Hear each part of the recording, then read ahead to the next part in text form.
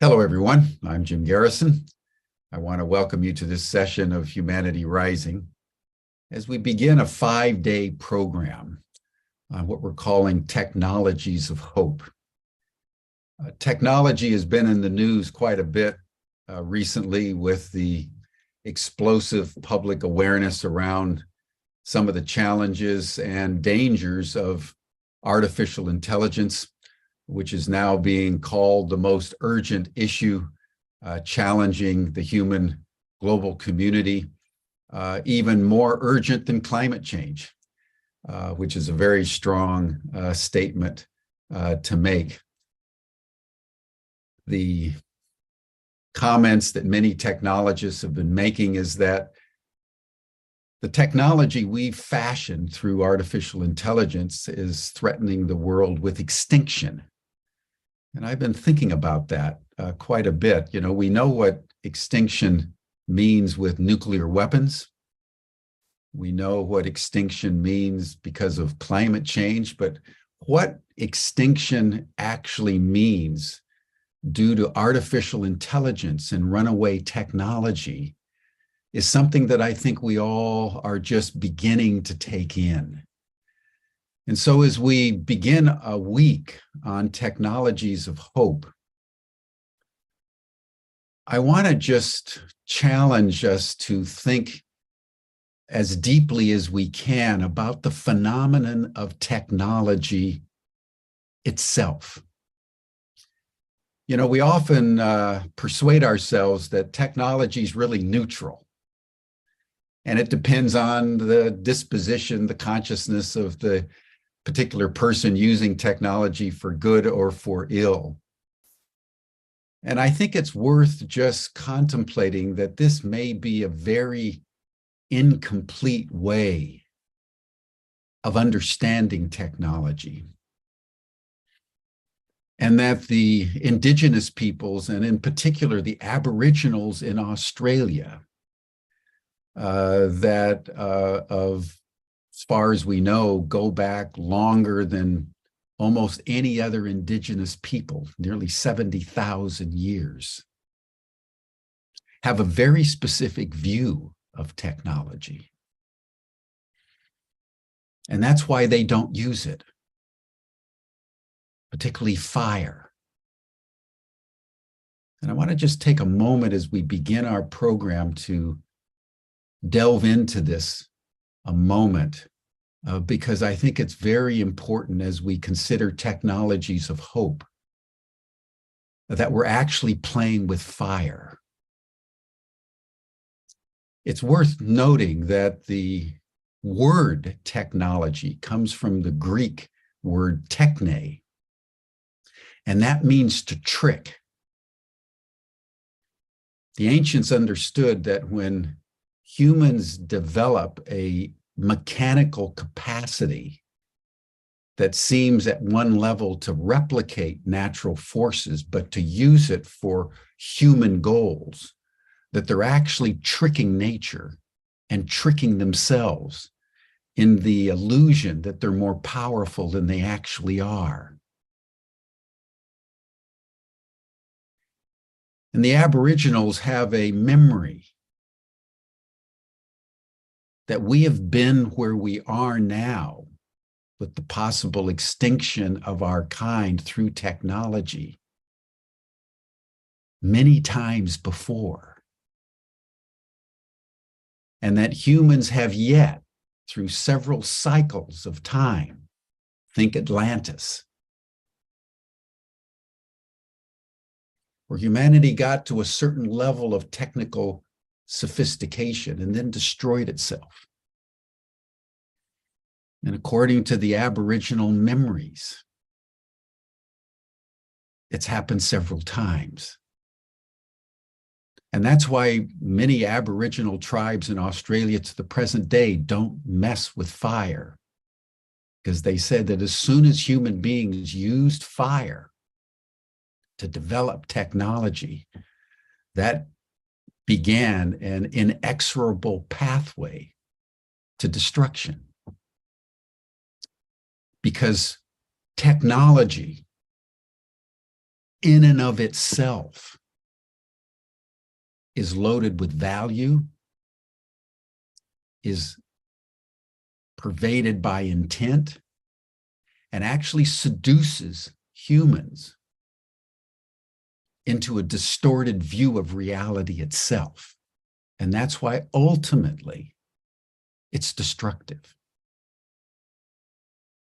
So when we contemplate technologies of hope this week, I want us to think about this in a very deep way, in a very philosophical, metaphysical way, because the technologies that we've spawned,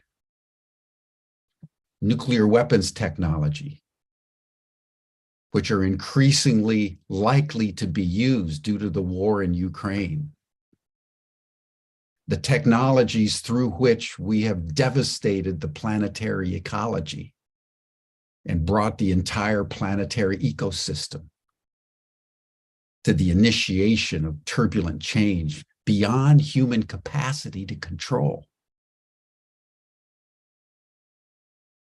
And now we're talking about artificial intelligence and the imbuing of intelligence into machines that hundreds of technologists are telling us we need to immediately stop or we may destroy ourselves.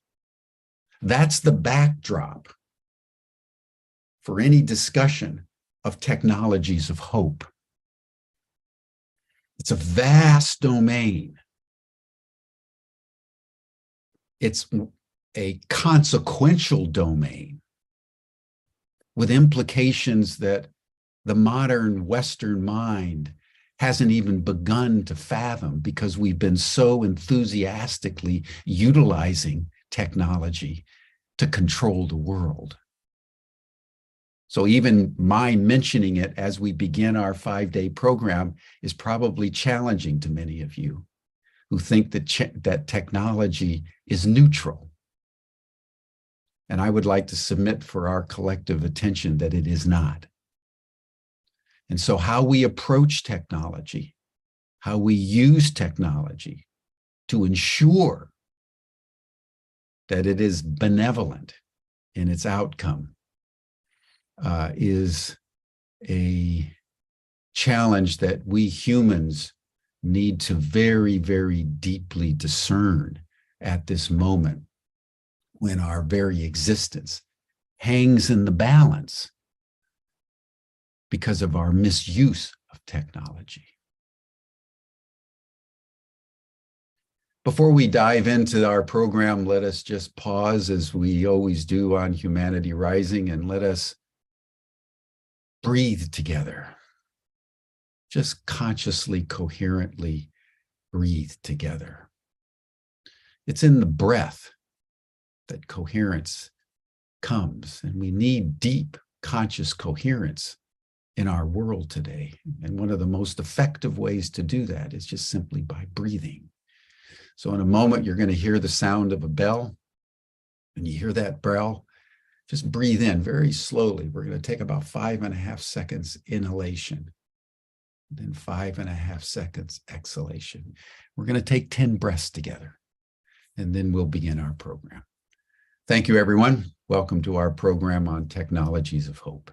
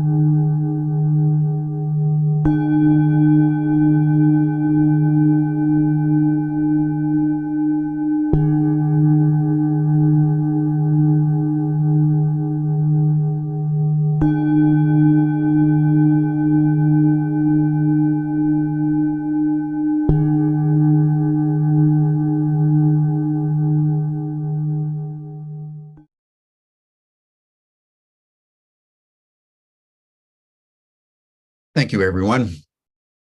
It's always good to breathe together. Now it's my pleasure to introduce George Caponelli, good friend and colleague who's helping to shape Humanity Rising as we evolve toward the Humanity Rising Network. We actually have three conveners today, and George will introduce them after saying a word. But George, thank you for all you've done, both on the democracy end of things, but now on the technology of hope. So I turn the program over to you. Thanks very much, Jim. It's a pleasure to be with you all today. I haven't been on for a while, and it's nice to feel into the space here. I want to share a couple of additional perspectives beyond the background that Jim shared with us today. I often think that this planet in itself is a total experiment. We get to come here and take on human form and see how we're doing, perhaps relative to the last time we were here, for those of you who believe in that cyclical kind of incarnation. And so I realize that there's a tremendous dichotomy here on this planet. This concept of free will that so many philosophers have explored from so many different sides of things. There's no doubt that technology has had a dramatic and certainly since the Industrial Revolution, a significantly negative impact. In the beginning, of course, it appeared to promise greater ease and all kinds of advantages. It brought people from rural America to cities. It gave people the ability to perform tasks that they hadn't been able to perform in other ways. But over the last 70 years, since kind of the end of the Industrial Revolution in the mid-20th century, we've realized the serious impact technology has had. And that's one of the reasons that we've created this series called The Technologies of Hope, not to impugn our brothers in Australia and the indigenous around the world, because clearly when we stepped off of the path of the wisdom keepers, we began to create great turmoil in our society. But I also applaud the creativity, the imagination, the insight, the ingenuity of the human being. And I think that we are here in some ways to be tested. And we're being tested now in what's called the sixth extinction event. Are we going to learn our lesson? Are we going to recognize that hubris is not the way to go, that we are not necessarily the most superior beings or entities or consciousness in this physical plane?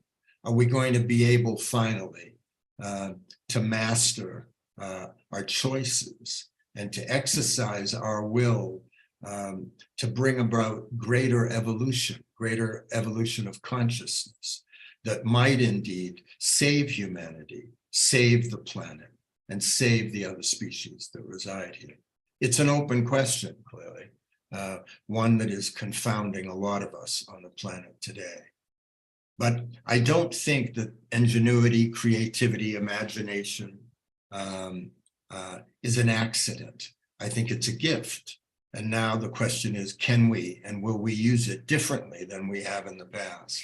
So in our first week of the Technologies of Hope, we were privileged to have some guests on who are doing some extraordinary stuff: land regeneration, kelp development along the coasts of most of the continents in the world, for reforestation, and all kinds of new models that can help remove the toxins from the planet that we have been stupid enough to use.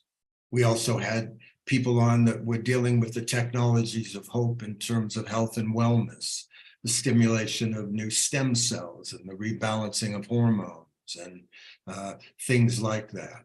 So it was a pretty remarkable week, and you're in for another remarkable week with another group of gifted people who are using their imaginations and their insights and their creativity and their ingenuity to bring forward technologies. Maybe we shouldn't be calling them technologies. Maybe we should be calling them methodologies that have a chance of helping us make this extraordinarily challenging passage.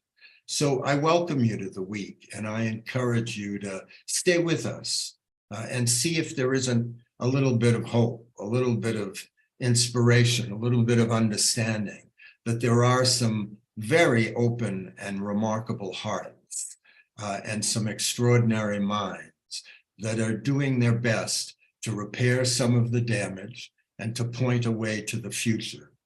It may be that humanity and Homo sapiens have run their course. The planet, of course, will be here no matter what happens to us, and eventually we'll come back, and maybe there'll be a higher level of consciousness. Some people think of it as the divine human that's going to take the place of we lesser forms. But the truth is, maybe in the meantime, like Moses, we can take humanity to the promised land, even if we don't enter it.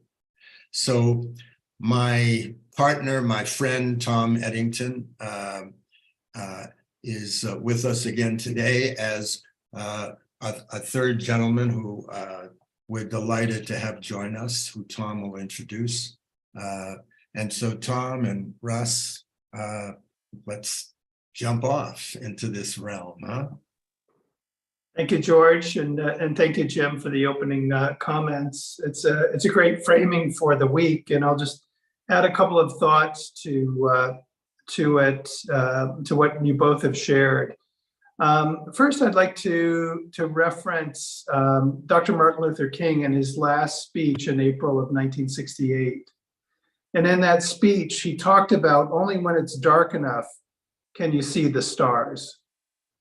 And what we're profiling this week are some stars, some individuals and some organizations who are doing some phenomenal work in the technology realm, because we're in very dark times. You know, and anyone who's been in business, and I've had a chance to work with a lot of innovators over the decades, and when you're innovating a piece of technology or a product, you're thinking about the consumer, you're thinking about financial success, you're thinking about market domination, you're thinking about risk. But rarely do I encounter innovators who are thinking about the impact on the environment, that are thinking about the impact on society and unintended consequences.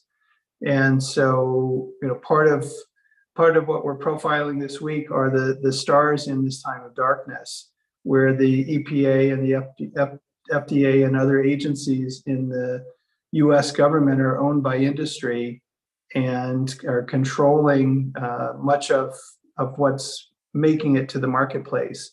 And so it's great to profile some individuals and some companies who've developed technology that are, you know, inconsistent with our conversations this week around technologies of hope, that are looking at the broader needs of society, that are looking at the broader needs of the consumers, the planet, and providing alternatives to much of the industry dominating technologies that exist today. So wonderful and exciting week ahead of us. Let me just share a little bit about Russ, who's joining us today. Russ and George and Jim and I have been in conversations for the last several months. And Russ has been a longtime fan of and viewer of Humanity Rising, and reached out to us to say, hey, how can I help?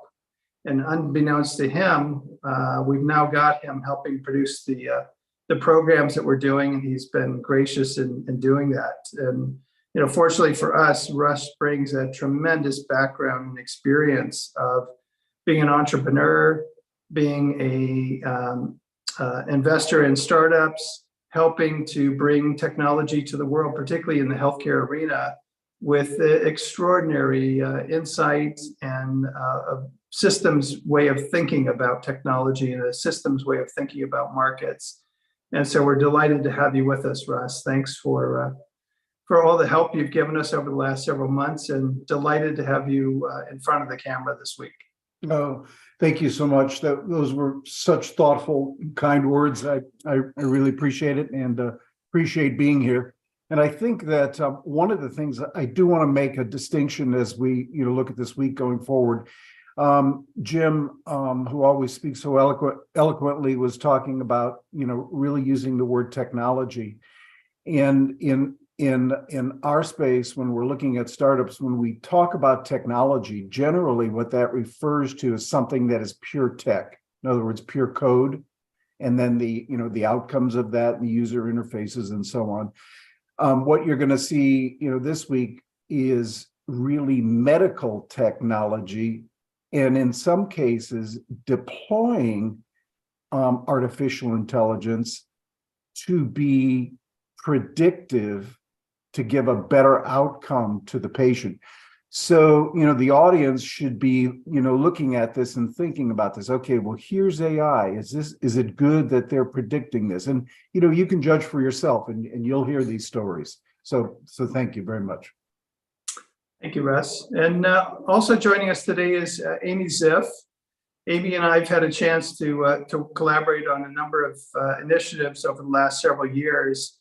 And I'll just share a little bit of background about Amy, and really looking forward to going a bit deeper on your background and experience and what you're up to in the world, Amy. So Amy created America's first independent third-party cross-category certification program for non-toxic consumer products. With Made Safe, she's harnessing her collective purchasing and our collective purchasing power to change the marketplace. This revolutionary seal has quickly become a catalyst for making more safe and sustainable products. The Made Safe seal allows consumers to easily purchase safely made products that won't harm humans, animals, aquatic life, or air, water, or soil. The proprietary vetting process makes world-class science affordable for companies of all sizes. So welcome, Amy. Great to have you with us today. Thank you so much, Tom, and each one of you for your thoughtful words. I think that in the context of today and Jim's beautiful introduction, one of the most important things I could say about the work that I do and that my team does as we consider products and really what they are made of is we try to sort of step back and think it's not so much.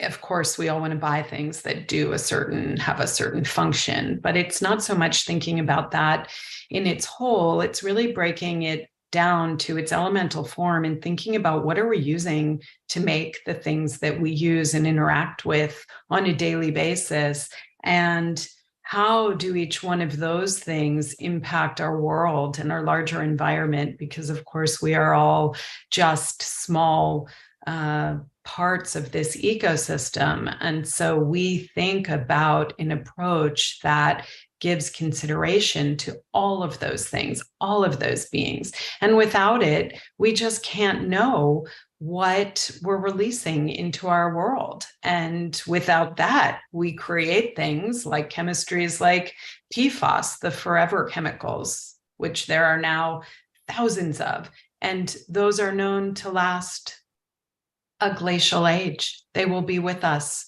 for all time. They will outlive each of us. And we encounter these on a daily basis in everything from pots and pans that we commonly use to non-stick stain-resistant clothing to Easy Glide dental floss. I mean, these chemicals are in our water and they're pervasive. And if anyone had thought to do an ecosystem approach to evaluating these chemicals and chemistries, we wouldn't have released them. We wouldn't have used them. We would have acted more responsibly. And so that's what we're really trying to do to get corporations and companies to think and embrace an ecosystem approach. It's a challenge, but to use the technology at hand, we have a lot, and to use it to be more responsible citizens of this world, and to do the hard work of speaking up for those that can't speak for themselves, the trees, the animals, aquatic life, and all of that, and to give thought before we just proceed into the marketplace with thousands and thousands of chemicals, as we do today. Well, thank you, Amy. It would be great if we could start with you just sharing a bit about your background and how did you get to the point, and what drove you to do the work that you're doing? Oh gosh. So yeah, well, the short answer is I was an internet entrepreneur, and I had one daughter, and then I had twins. And when I brought my twins home from the hospital, I discovered that they were allergic to all kinds of things I didn't know you could possibly be allergic to: diapers, wipes, things that the doctors actually sent me home from the hospital with, a breastfeeding pillow I was using. And I just thought, what in the world is going on? How can my kids be allergic to these things? They're breaking out in angry red rashes. They have these blistering hives. They are throwing up. Like, my first child didn't do that. I didn't think that therefore it had to be. I thought, I'm doing something wrong. What is it? And I have a master's in journalism. And so I started to do some research. And I very quickly learned that there are over 84,000 chemicals in use today. Most of those go to market without any research. The research that tends to be done is by the companies that want to use them. And 62,000 of them were grandfathered in as GRAS, which is generally recognized as safe chemicals, even though many of them are not by today's standards. And so they're used, and they're in all kinds of things we touch and interact with. And just because we can't see, smell, or taste these chemicals in all instances doesn't mean that they're innocuous. Instead, they're ubiquitous by accident, and they're the uninvited guests into our homes. And my kids were reacting to them.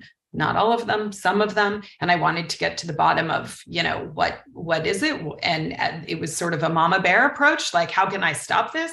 And once I did that, which I did effectively, then I was like, wait a minute, how does everybody not know this? I'm sure there are other people like me who want to understand what's in the stuff that they're bringing home, what's in the stuff that they're using their hard-earned dollars to buy, and why do we have a system that is putting the chemicals first instead of human health and our ecosystem and its well-being. And that was sort of the moment of change for me. I considered myself a self-declared ecoista up until that time. I was buying at Whole Foods. I was doing what I thought was all the right things, driving a hybrid car, and being theoretically green. But in actuality, in my day-to-day, minute-to-minute, moment-to-moment life, I was still being exposed and exposing my newborns and my children consistently to chemicals that can have,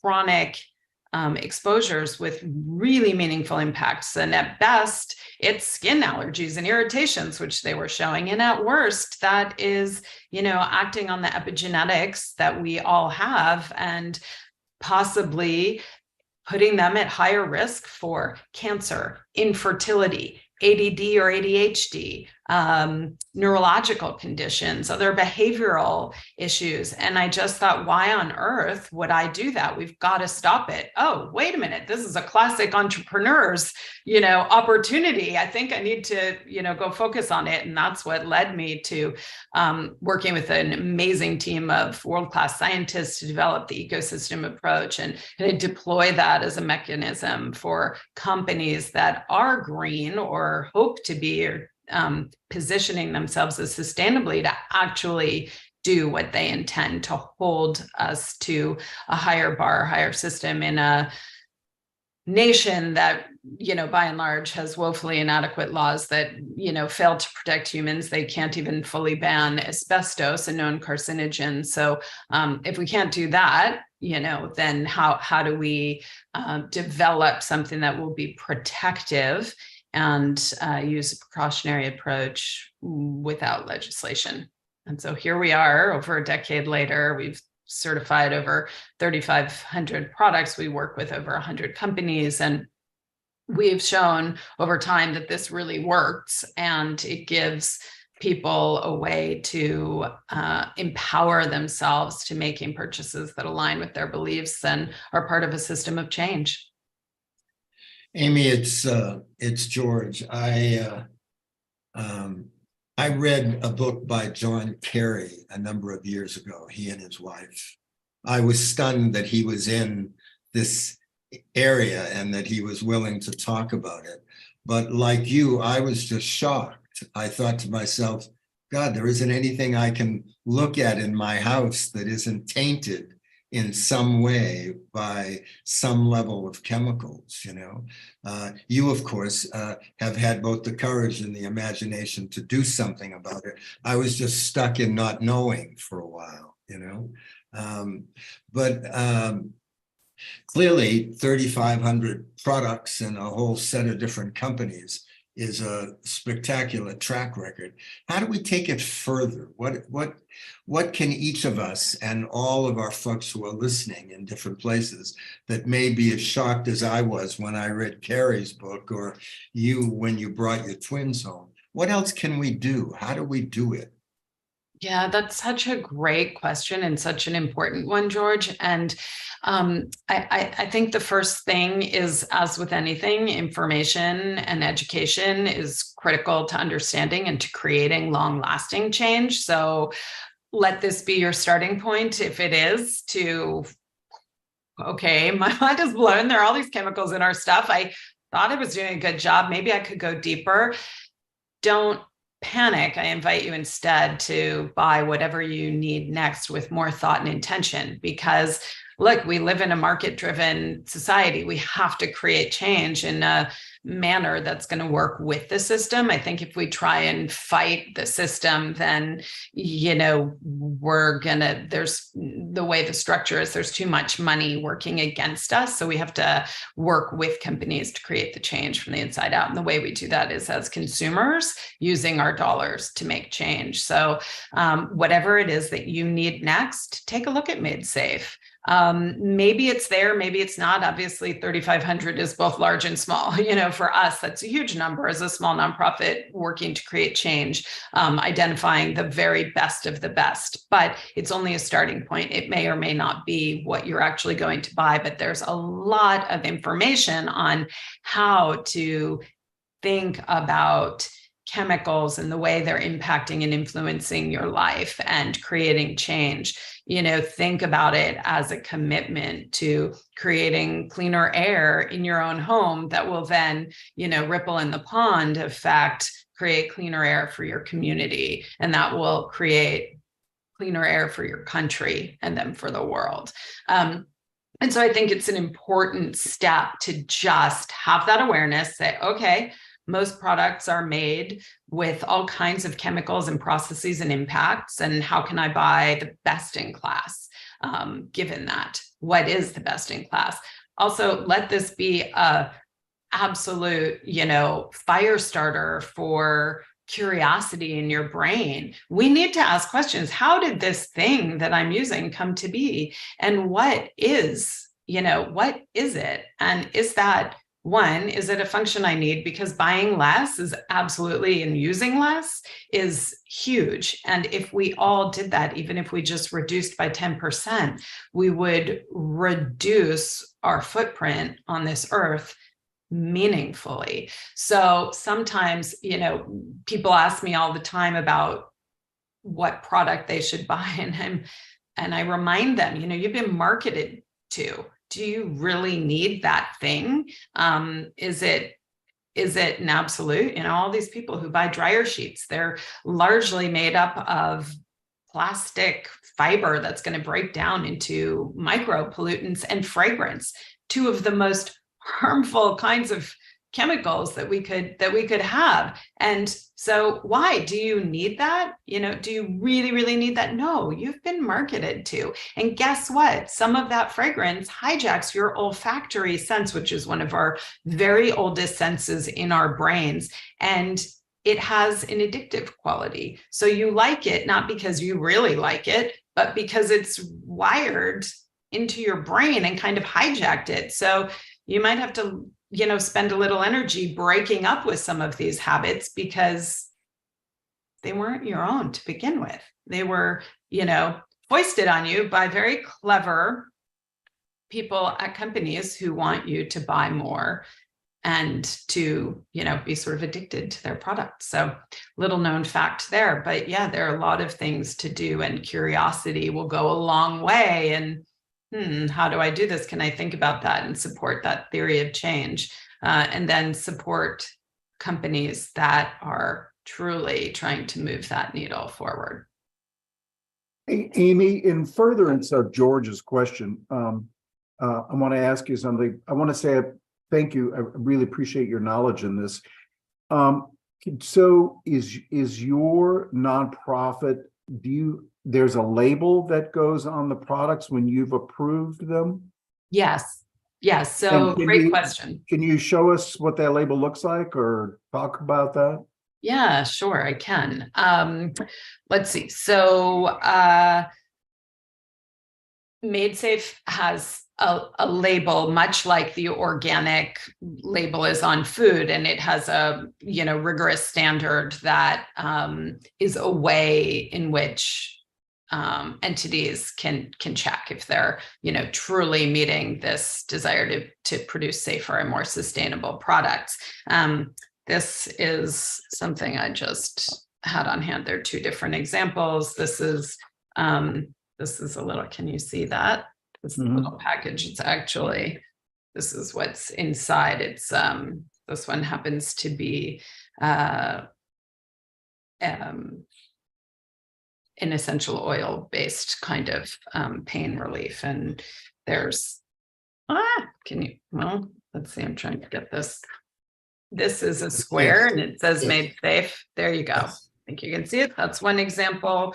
This is something that's a room spray. I'm focusing on things that were just happened to be on my desk. And so this has scent and fragrance in it. Can you see the MadeSafe over there? That's the longer, the more one's square, one's rectangular version. I'll see if I have something else I can show you it on. But Amy, can you just following up on Russ's question, can you talk about the rigor and the methodology you use? Yeah, Is the products and what your team does to collaborate with the companies to? Yeah, great question too. So we use something called the ecosystem approach. I'm going to drop a couple of links in the chat for people who are at a computer and want to check this out too. We have a whole process for our certification. It starts with a 6,500 banned and prohibited list of ingredients and chemicals that are not permitted.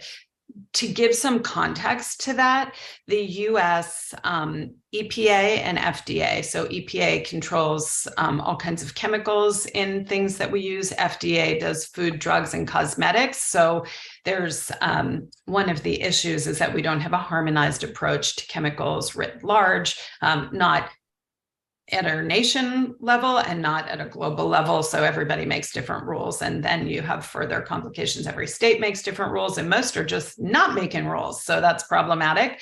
But in the EPA and FDA combined, we've got about 15 ingredients that have been severely restricted or banned. So at MadeSafe, we start with 6,500.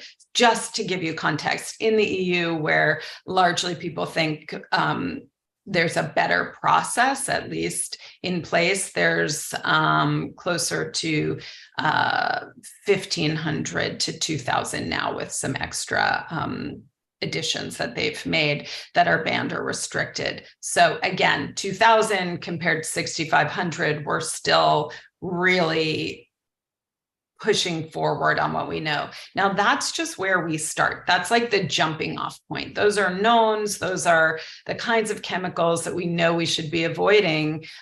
Certainly like carcinogens and high risk flame retardants and toxic solvents and harmful VOCs, as well as the endocrine disrupting chemicals. And those are a class of chemicals that impact behavior development, teratogenic toxins. That's a big word for things that are happening when a woman is pregnant in utero, basically, reproductive toxins and neurotoxins. So that whole group is encapsulated. These are all the knowns. So these aren't really disputable. I mean, there's a ton of science about these chemicals. It's just that a lot of, science isn't static. It's growing and changing, and we've added all of these, and there's not a lot of good regulation around putting them into action. So we thought we would do that, right? Then you start there. And then you say, okay, if we see and identify things going into products that are on that list, that's a no-go. There are also ingredients that are endangered on that list. So we don't want to see endangered or irresponsible use for ingredients, substances, or materials that go in our products, because when you use that ecosystem approach philosophy, right, you can't be raping the earth in effect to make something and then not being responsible. That wouldn't be a responsible way of making things. So it just, again, flips this whole model of approach. Instead of all chemicals and all things being innocent until proven guilty, largely by class action lawsuit, then we say everything's guilty, and now come and prove it's innocent. So let us take a look. So what taking a look at these things is using that ecosystem approach, where we're going to break an ingredient down and look at it by how does it behave in human body? How is it, if you will, digested by our human body? Is it known to be toxic to humans? Let's take a look further. That's an obvious thing, but then you have to look at the environment. How does it behave in soil, sediment, air, and water? We need to know that in order to know how it's going to behave as it breaks down back into the environment, as it is used in a factory and discharged, in its production. So you've got to be thinking about that. We also screen further down looking for aquatic life toxicity, because it isn't just the water, it's what lives in the water, what life is there. And we all know our oceans are in trouble. So aquatic life is big in our screening. And then we also do terrestrial life, and that's where we're capturing how something behaves for plants and animals, and doing that kind of screening as well. All of those pieces, which are in the link that I posted, sort of touched on, are I think I posted it in the link, are all of those things get done for each ingredient, substance, or material that is going into, or theoretically going into, a product that wants to earn the certification. So this is a very rigorous, it is very hard, it is time consuming, and it's a learning process. And companies that come to us don't necessarily know if they're going to pass, because this has never been done before. All of these challenges being asked of a company, being asked at every ingredient and raw material that they are putting in, it's just not the way things work. Most people are shocked to find out that there's virtually no approval for something to go on a store shelf to be sold in your local store. But we flip that model and we look very deeply into how things are made, what they're made of. Then we look at the processes. If you take an ingredient that was derived from a coconut and you put it through a petroleum process, you can say it's from a coconut, right? But it looks like a petroleum derived ingredient at the end, which is highly chemical in nature, behaves like a chemical, and at a molecular level is now fully a chemical that may or may not break down in the environment, that may or may not be safe when you put it through the ecosystem challenge, may or may not be good for aquatic life. So that's the value in that. And we add all of those into our database, and the database is constantly getting smarter and bigger so that it knows, and the next time we see that, we can give, faster advice to a company that wants to create change and do better. So that's what we do. And I'll just give a quick example. I know it's a long answer, but it deserves to be.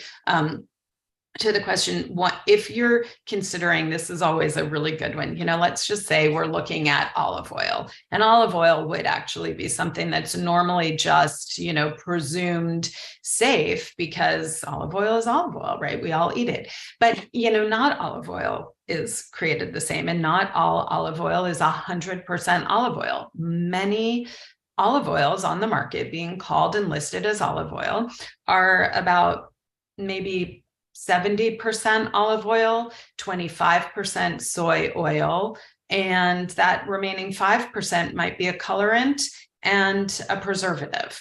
Maybe the percentages are different, and it could be even less than 50% olive oil still being called olive oil and have all these other additives. So we would check all of the composition to get to that 100%.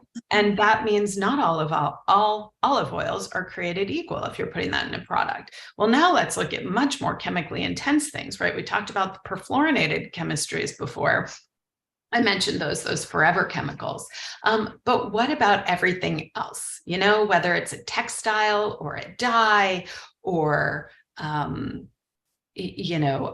fragrance or what, we want to break it down and understand 100%, put it through each one of those things that are going into it through that ecosystem challenge and understand how it's going to behave in the wider world. And that's what we do. Amy, whenever I lose hope about possible change, I go back to the example of tobacco and the tobacco industry. And I happen to have a friend who was one of the first lawyers to win a major class action suit in the tobacco industry. And he triggered all that came after that, he and a group of other lawyers. And I think when I listen closely to what you're saying and realize the crime that's being committed against humanity, conscious and unconscious, by manufacturers, many of whom are as ignorant as the consumers who buy their product, although clearly when they go about creating products, they are aware that there's stuff in there that shouldn't be. But how can class action, you mentioned it before, how do you think it can have a much larger impact on what you're struggling with in America? Oh, it's such a great question. And it's so frustrating because it cuts both ways. This is something that I think has to be fixed, actually. So class action at its best is the example that you gave, where we have, tobacco companies really taking advantage of humans, getting them, addicted to their products and selling them knowingly that they're doing harm, right? And so we can create change by extracting settlements that way. And that in a way is good. I kind of want to go back to, I don't want the tobacco companies to release cigarettes when they know they're bad. And I want that onus to be on them, and the proof to prove that they do no harm to be earlier, right? Like, I just want to be clear about that. That said, what's happening is that there's a lot of legal action right now in the green space. So any company that's making a green claim ends up with a bullseye on their back, because then people can go and look for ways that they aren't actually doing what they claim, or they're not green enough, or it becomes a shade of green instead of, really the tobacco kind of example in many cases. And so there's been this perversion of class action in the green space that's not necessarily helpful. It's just a way of focusing elsewhere. And so a conventional company that's making products with toxic fragrance that poisons all of our air, that poisons all of our water, that creates, some hijacking of the brain that can be linked to, behavioral issues in children and all of that. They can sell all they want. They don't even have to label their ingredients or their products. It doesn't matter. And yet a company that says they're doing, more sustainable fragrance, trying to do that, trying to really be right, can get sued with class action lawsuit, and they're actually doing better. So we've got to get that right, and straighten out those things in the marketplace, so that the legal action, which is one of our biggest levers as consumers, can be appropriately used to target companies that are truly doing harm.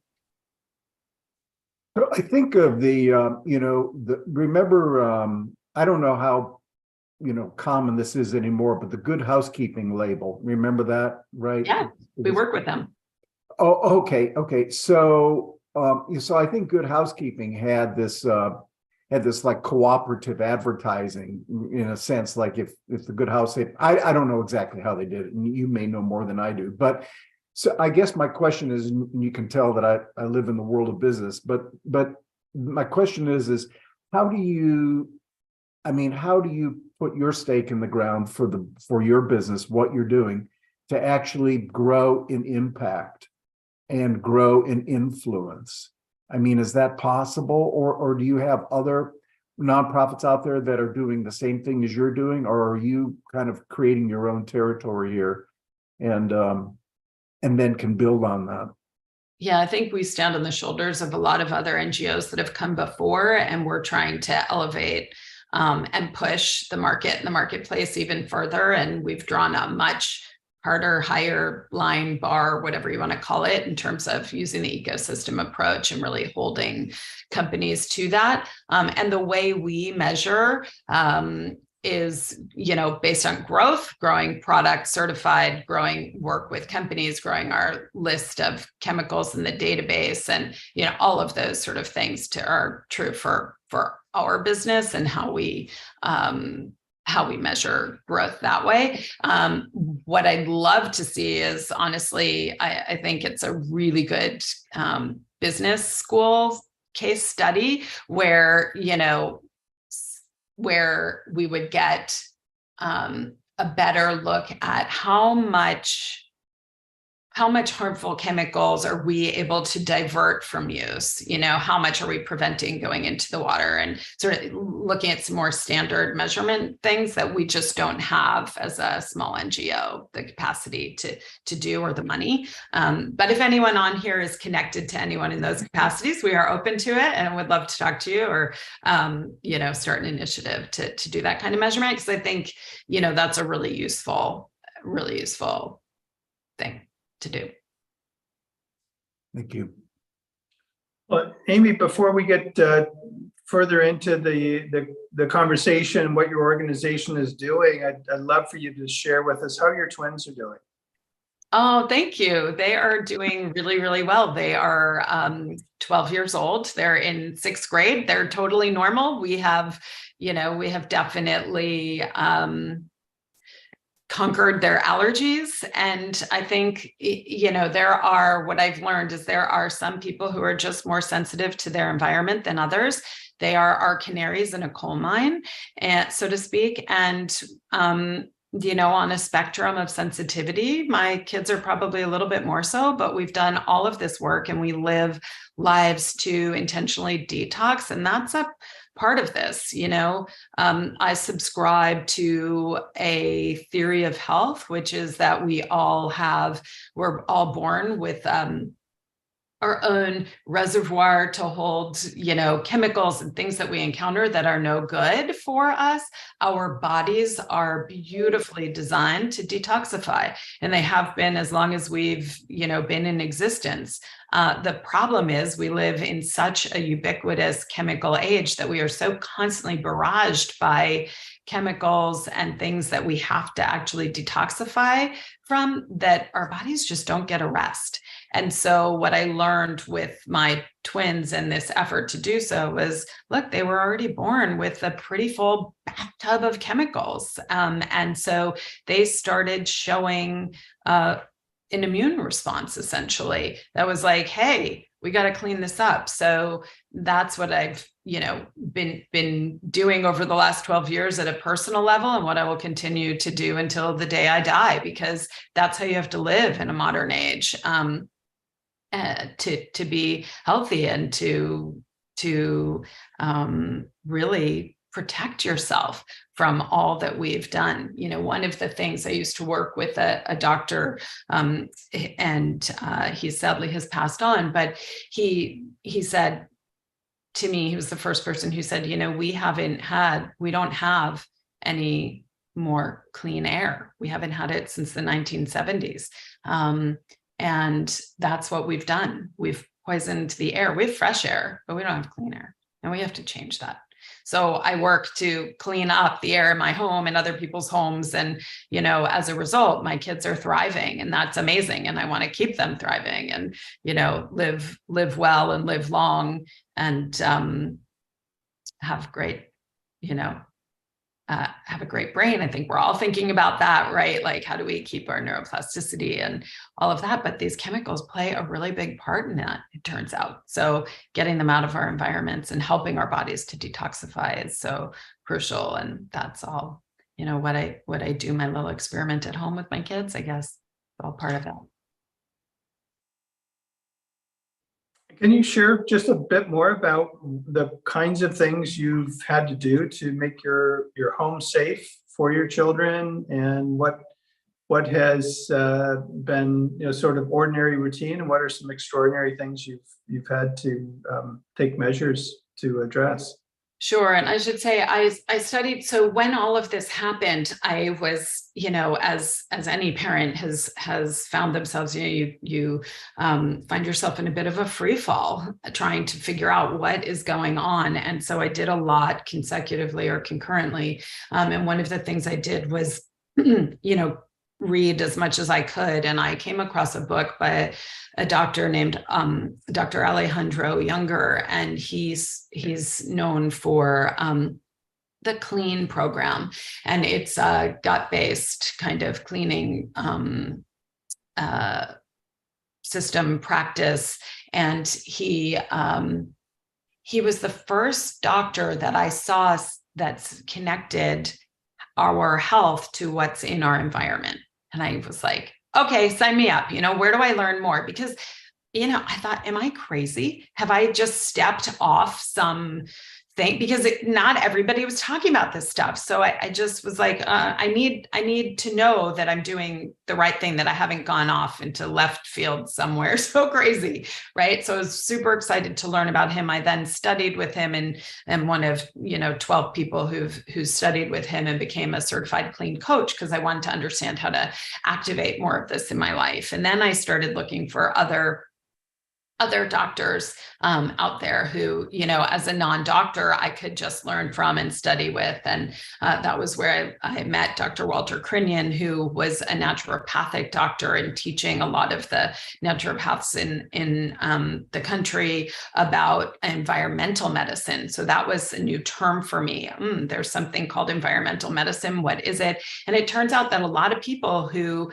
kind of like probably the path that my babies were on when they were born, if that had just continued, would have been really kind of crippled with all kinds of issues and allergies that just got worse and worse and worse and developed disease. And oftentimes those are things doctors' offices, conventional doctors' offices don't know what to do for you with, because they don't have a pill to prescribe to fix it. It's actually the opposite of that. It's an unwinding and kind of removal, and it's a much slower process, and trying to figure out how to, for you, it's very bio-individual how to function. So I took Dr. Crinion's course and learned more about that, and just started factoring in, then learning about all these PhDs.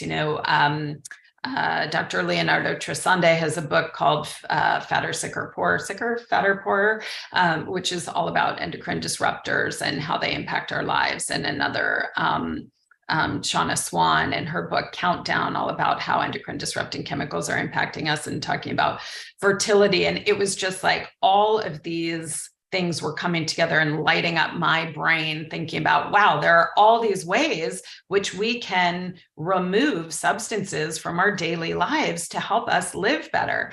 Then I found a group called Documenting Hope, and run by a woman named Beth Lambert, who is really working to change how we think about children and their diagnoses.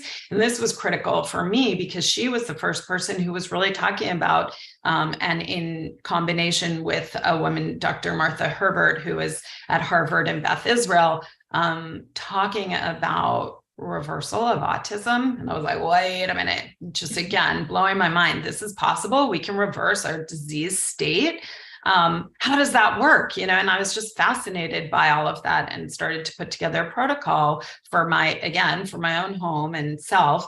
And I'm not a doctor, but there are commonalities in all of these practices. And I've put together an approach that is really about clean living in this dirty age that we live in. And it spans the gamut from reduction of Wi-Fi, and, kind of giving yourself time to relax before bed, which is something we can all do by just shutting down our phones at 7 p.m. and saying, I'm going to put that away. Like, I've done enough work for the day. And whatever time it is that you go to bed, giving yourself some brain space to actually decompress, relax, and read a book that you turn pages in, as opposed to on an electric thing that is going to give you, kind of blue light. So, it starts simply there. It's creating good sleep hygiene, because when we go to bed, the function that our body needs to do is detoxify. So if you can create a clean sleeping environment, you're not doing what's known as detox retox. You're actually giving your body the break it needs to get those chemicals that it's encountered during the day out of the body and do rejuvenative work, restore. And so if you can do those things, if you can help get out of your own way, you'll feel better sleep. You will have better health the following day. And so I focus with people on that, right? Don't sleep on a mattress filled with toxic chemicals. Instead, sleep on something made from natural ingredients. You might spend a little bit more, absolutely, but it pays you back in years of better health. And we sleep a third of our lives. So I really like to dive in and say, start there. Those are things that are important. So all of my kids sleep on Naturepedic mattresses, because that was one of the first companies that I learned about creating mattresses without toxic flame retardants on them. A conventional mattress, half of its weight is the flame retardants that are added to it to prevent it from going up in flames in a fire. But P.S., it turns out that those are chemicals that don't actually add time in a fire to get out of the house. They are really unhealthy for you. They are seriously unhealthy when they burn in a fire. And the story of how and why they came to be is kind of, a crazy chemical story. And here we are with this conundrum, but you can change that. Turns out wool and cotton and natural materials are naturally flame retardant. So you can meet the safety standards without adding those loads of chemicals. So so I'm really passionate about the sleep environment. Food is something Made Safe doesn't touch, but of course, most people know is a huge gateway to what's going in your body and how you live and how you feel. And so eating largely an organic diet has been shown to be a way to reduce your chemical body burden. That one's really important too. And the list just goes, on and on. And it's like peeling an onion. Once you start doing some of those big things, then you can dive in and go, oh, wait a minute, what do I clean with?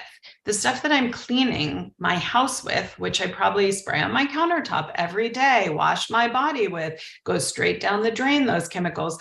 What are those things that I'm using, and are they good for me and good for the wider world, and how can I get them out? And that's a sweet spot for Made Safe to step in. Most of the soap that people use at their kitchen counters, I love this example, is super toxic. First of all, it's got a ton of surfactants and preservatives in it, so it can last a really long time, has shelf life of, I don't know, never expiring, and all this fragrance. And those surfactants, they're man-made chemicals, and if you have like a infestation of bugs on your plants or whatever, you can pour those on it and it will kill them. Or you can collect them and put them in a jar of a little bit of soapy water and it will kill them. So what do you think it does when it goes down the drain and hits our wastewater treatment plants, which don't know how to clean up this kind of chemicals? That's not what they're designed for, right? Well, it kills the stuff in the waterways. And we just send these down the drain after rinsing off our body, after rinsing off our dishes, down the drain into our aquatic systems. And we don't have to. We could use something that's, equally as effective and lighter touch. So it's thinking about all of those things. It's thinking about, what are you trigger spraying into your air, and do those have consequences, asthmagens for people who have breathing issues, and that's the sort of better ones. And then actually there are all kinds of chemicals called known as quaternary ingredients, quaternary compounds, and they're in a lot of disinfectants, but they've been shown in the lab to have multi-generational impacts, endocrine impacts on the rats that they tested on. And we're just spraying them everywhere at all times. Well, you know what? We probably shouldn't be. We are, all human lab rats essentially in this completely uncontrolled experiment rather. And we don't have to be, to the extent that we are complying to it. We're kind of complicit because we just buy the stuff and bring it into our homes, assuming it's safe. Well, you were saying, what can we do about it? Ask those questions. This is why the curiosity, right? Ask the company, how did you decide to use quaternary, ammonium quaternary compounds? Because the literature on them isn't so great about their impacts for human health or the environment. Why are they loaded into all kinds of products? Why are we allowing them?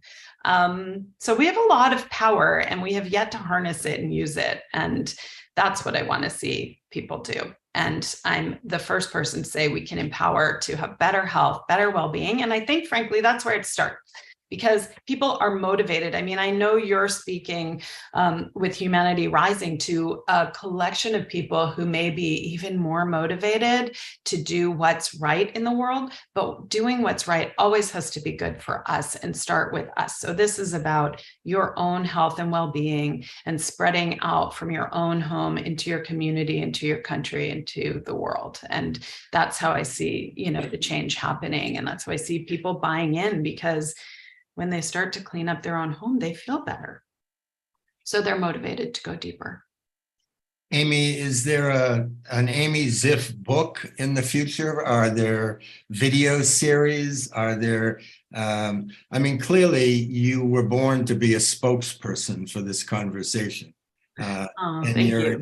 No, really, in your experience with your children, it's an inside out thing, which is always, I think, the best way to develop anything. But I think you need a larger audience because there are more of us you have to give a kind of whack on the side of the head to and say, hey, wake up, it's time, to do things differently. So are you thinking about that? It's funny that you ask. I am thinking about it and, letting the road lead where it goes. But I would love to do a book because I do think that, I have a very unique set of learning that is something that, we need more of. And there are so many people working on so many of these issues, but it takes sort of a bidisciplinary approach to combine all of those into really actionable ways to empower ourselves to live differently. And I think about this a lot, because especially in the context of the beginning of the conversation and where you guys are going this week, and thinking about AI. And sometimes I sort of laugh and say to my family, well, how's humanity going to kill themselves this week? What's on it? Because, one day it's nuclear, and the next day it's chemicals, and the next day it's AI. And I'm like, just bring it on. We are what hubris to think that we're going to be able to escape this fate. But on the other hand, we do know so much, and the cat's out of the bag, but it's up to us how we go forward. We choose this path. And I know I am choosing every day to live in a better world and to give back more than I'm taking. And if we all set out to do that in our own lives, that is so, so powerful. It's the old quote of, we are only a drop in together. What is it? Oh my God, I'm botching it. We are each one drop, but together we make an ocean. And that is so true. And no more is that, more profound than in our own homes and with the actions that we take, because we needed to take those actions anyway. That we can have an effect and we can change the world. And so I'm hopeful about the future. Despite all of these crises at hand, I think we have to be responsible. We have to think about the Aborigines, and going forward, the Native Americans, and the way that those societies put thought before action. And we have to move back to a place where we really do that. And using the ecosystem approach that we deploy at Made Safe is how we put thought into manufacturing and into product making, so that we can empower at a large scale. But the personal side of the book is also, a way to help other people learn that.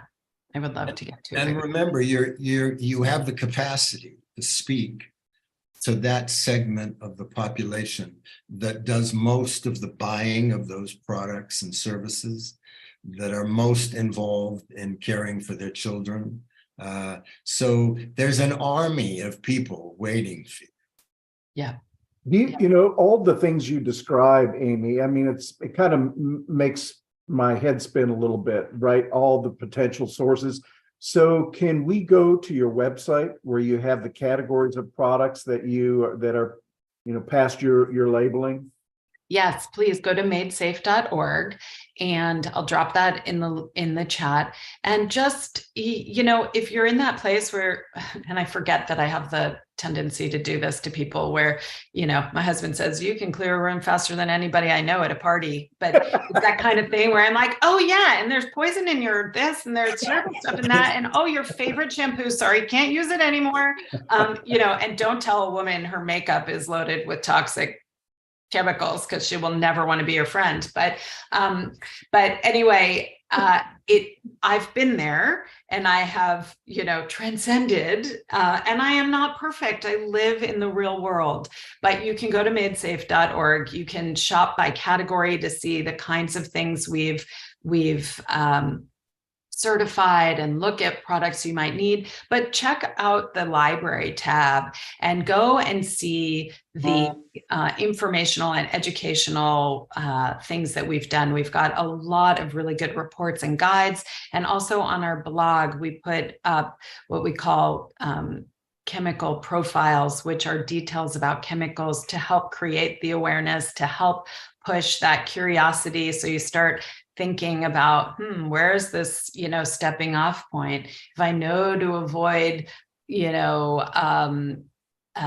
pesticides in my food, where are they found in my home? Where else? And we can help, educate you on things you never thought you'd have to say, like pyrophos and other kinds of chemicals, so that you learn, oh, okay, this is where that pesticide is showing up in my cleaning products or whatnot, because that's, those surfactants I was talking about killing those bugs, those are because they're registered pesticides. You don't think about what you're using that might be a registered pesticide. And so it's designed to kill. And there's a really good moment in time to use that, perhaps, but is it every day? Is it all the time?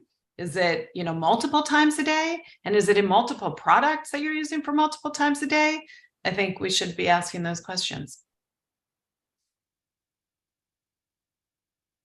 Well, Amy, just thank you for being one of the bright stars in these dark times.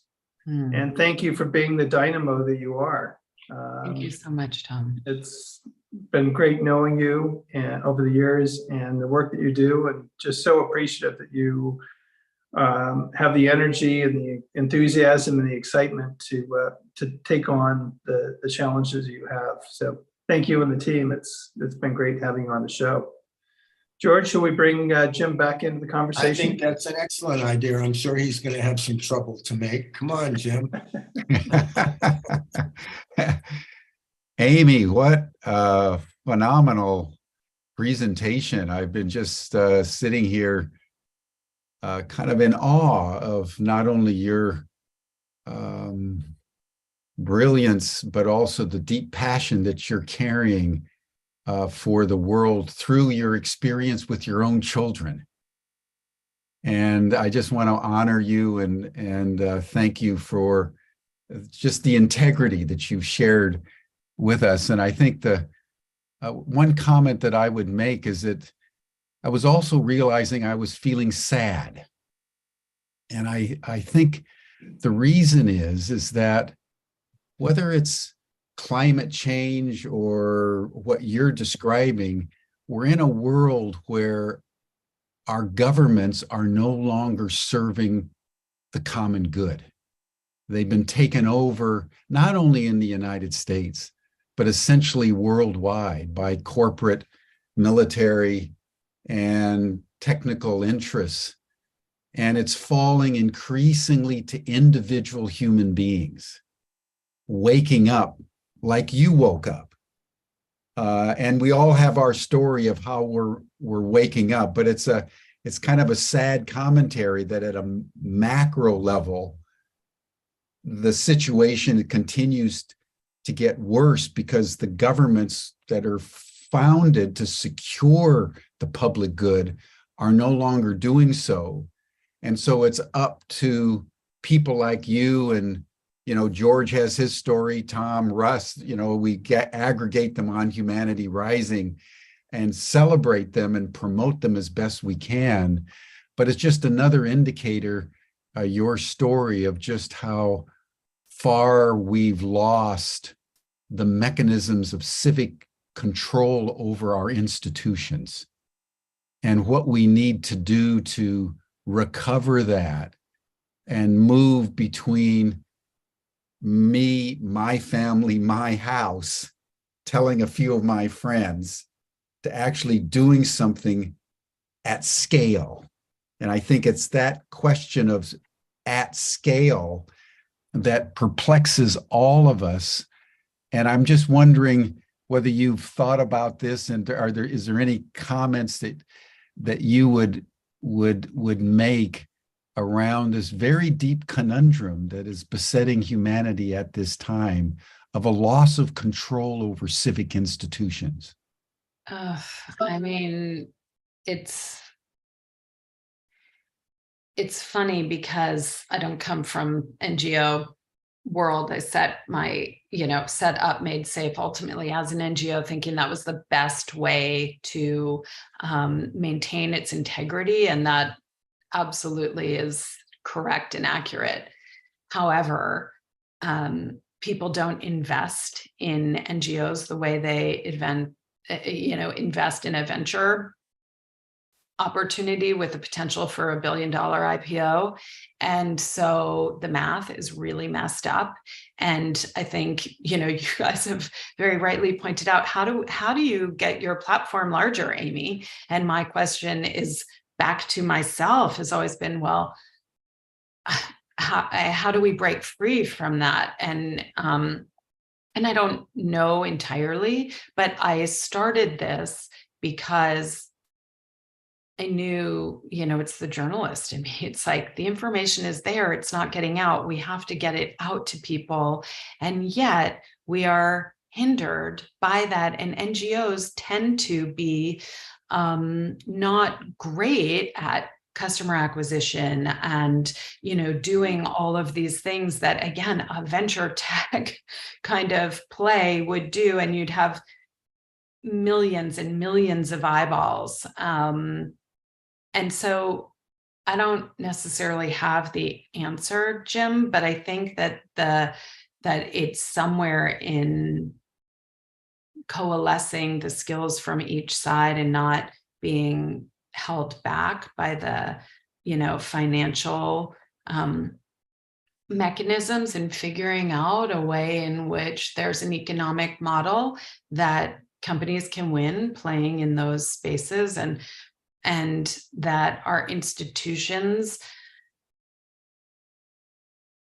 are not run by lawyers and people from industry, but rather go back to being truly civic leaders, creating guardrails and consulting a much wider group of constituencies in order to do that. I mean, what's wrong with our institutions is that they are owned. They are owned by the corporations with the dollars. So it's really hard to straighten and untangle that. And that's why when we set up Made Safe, I didn't want to become another institution that would be, sort of on the wrong side of history. And yet, the issue is that then we're relegated to this other space, and that's smaller.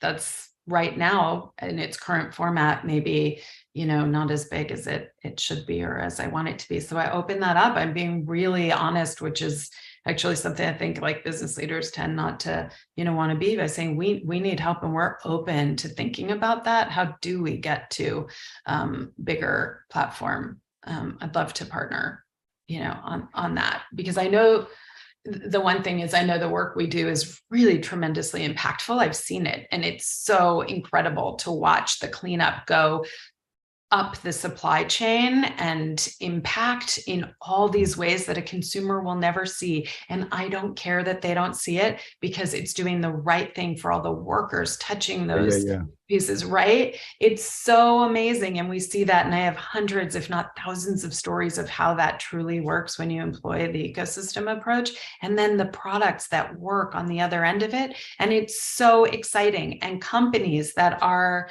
the future, because they are setting themselves up this way, and all of them need more, more consideration, dollars, consumers, there's sort of all of those things. So if we can show that there's value there, then everything else follows. And I don't know that I've answered your question, Jim, entirely, because I think I set this up the way I did because I lost faith in our institutions getting it right.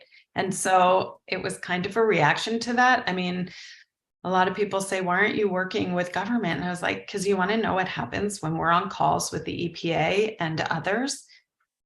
They think we're crazy because we've jumped the shark for them. Like, they're so busy, they can't even figure out how to regulate the PFAS, of which there are over, Linda Birnbaum from NIH said at last count, there were over 11,000 of them. Well, they're just running amok. We say no PFAS, maybe there's 13,000 of them. We're not going to allow any poly or perfluorinated chemistries in a product that considers itself safe or sustainable. That's the game changer. But nobody in government wants to take that on. That's not popular for Dow or DuPont, It's saying no to glyphosate, to Monsanto, and these big corporate giants that, are in government. So that's, I guess, the reactionary. and that of saying this is the right thing to do. This is putting consumers, people. We are people, putting humans and all of the things that we rely on for life first. And that's how we're going to always operate. Amy, I have a suggestion for you. Okay. Okay. First of all, watch the program tomorrow, because Okay. there are a couple of troublemakers. One who's on the show today as a host, who might be able to have some conversations with you about possibilities. Love it. And I never thought I would ever say this in public, but I think I've learned recently from a young girl in Sweden who's 18 years old and has 4 million followers. Yeah. That a YouTube a day and a TikTok a day goes a long way in our society. Yeah. So you've got the gift, you've got the information, and tune in tomorrow. You never know what could happen. All right. Okay. Deal. All right. Thank you. Yeah, you have the potential to become a TikTok sensation. Oh, my kids would love it. Mom, don't do that. That's embarrassing. Get a lot of that. But I'm willing to take it on for the benefit of humanity. Good. Thank you. Well, I've been talked into starting a Twitter account for Humanity Rising. If I can do Twitter, you can do TikTok. Exactly. Okay, fair enough. Well, that brings us to our time, everyone. This has been an extraordinary session, I must say. This has been very, very, very challenging, Amy, and very scintillating at the same time, because it's motivating me to take another look at the house I'm living in at the moment. And because sometimes we're confronting so many different issues simultaneously, it's hard to keep going full time on all fronts, and you tend to kind of flag. And I'm being rectified by this conversation that I need to be paying. I'm going to look at my pillow. You know, what's going on? And so there's just. It's just a challenge keeping up with what we have to keep up with, and you've reminded us of how pervasive that is. So George, Tom, Russ, any final words? Want to tee us up for tomorrow? Sure. It's as we began to hint earlier, it's about the innovation marketplace. Russell's going to be on, and another remarkable person who Tom is bringing to the table, he's a general partner at Safer Made. Is that true, Tom? Yeah. Yeah. So anyway, let's look at the innovation marketplace and how we can better understand and better fund organizations that are doing the kind of work that Amy and her folks are doing. And that's a little bit about tomorrow. And those of you who are out there, if you have any ideas for Amy, you have her website, write to her, let her know things you may know or understand, people you can hook her up with, and that can help her make the difference that she's obviously trying to make. It's a pleasure. Thank you, Amy. Yeah, thank you all. And I would just add a final note that what we've heard from Amy today is the essence of why we convene Humanity Rising every day. Our governments are not going to solve this, folks. It's going to be individual people coming together collaboratively with the kind of passion that you've seen from Amy Ziff that are going to make the difference and enable humanity to rise at this critical moment in our historical development. And it's a great inspiration for all of us that are convening Humanity Rising, that we're finding so many Amy Ziffs out there in so many areas on so many different front lines. And this is our mission. And this is our great gift, I think, is just to profile all the goodness that's happening in the world with some certainty, even though we can't imagine the pathway, that if we do what we all need to do collectively and individually and in community, somehow the spirit that guides life itself will lead us in finding a way. So I appreciate, Amy, your optimism. I think we all share it, even though we don't understand why at times. And so you've exemplified the reason why Humanity Rising does its broadcast. So I really want to thank you today for being who you are and wish you all the best. Thank you. You're all Thanks for welcome. having me. You're all welcome to the after session chat. You'll see the link in the chat box, and then we'll see you all again tomorrow for our second of 5 sessions on technologies of hope.